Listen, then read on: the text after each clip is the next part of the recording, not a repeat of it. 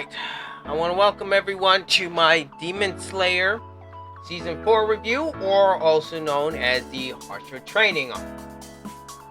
Alright, before I get into my pros and cons of this season, if you would be so kind to leave a like on the video, subscribe to my YouTube channel, and don't forget to leave a comment before you head out the door. Now that I got that introduction out of the way, let's get into my pros and cons of this season. Now, let's get to the pros before I get to my cons, because I have quite a few problems with this season. Now, as always, UFO Table animation is one of the best indie animes. Without a doubt, their animation, their sound design, their character designs are all top-notch as usual. The action, when we do get it in this season, is fantastic. Especially with the final episode, with that action sequence with the Stone Hashira, that was awesome. And especially with the Wind Hashira and the Snake Hashira in the first season, the first episode, that action sequence was excellent as always. Now,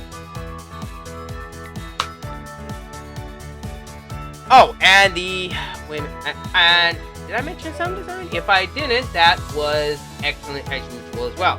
The characterizations, what we got of the Hashira was really good as usual. The characters that I really liked this season is the Stone Hashira, the Snake Hashira. What we got of them, which wasn't much, I liked. The Wind Hashira, I'm on the fence about. I didn't really care for Mahal that much.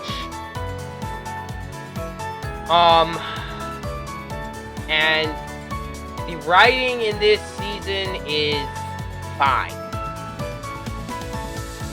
Unfortunately, that's as good as that's as far as my pros go. Now, my biggest gripes with this season is it's way too short.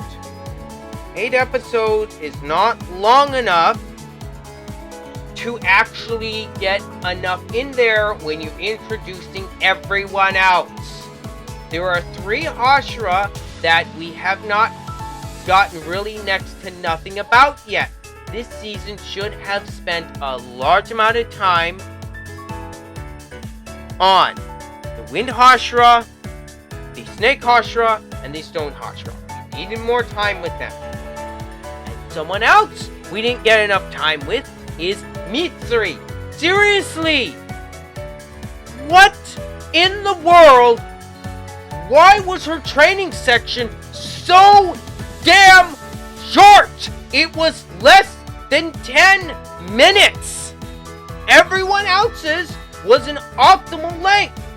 The Miss Hashira, his was almost a half an episode. The Stone Hashira, his took up almost 2 episodes. The Wind Hashira took up half an episode. The Snake Hashira took also a half episode up. Why in the world did you cut Mitsuri's so damn short? And the pacing, this season felt rushed.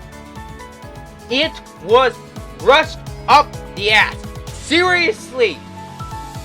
We barely got any time with Nezuko. We barely learned anything else about what happened with her. I know they're probably saving this stuff for the movie trilogy that's coming out, but at the same time, you could have at least done something. Why cut this season so damn short? Now, if it was budget constraints and you wanted to save more for the movies, okay, I understand.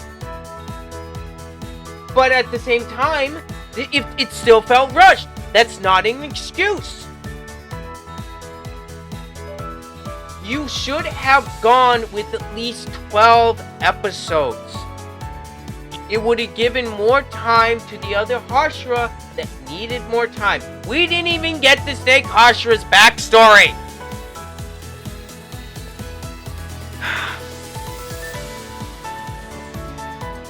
This season is a letdown for me personally.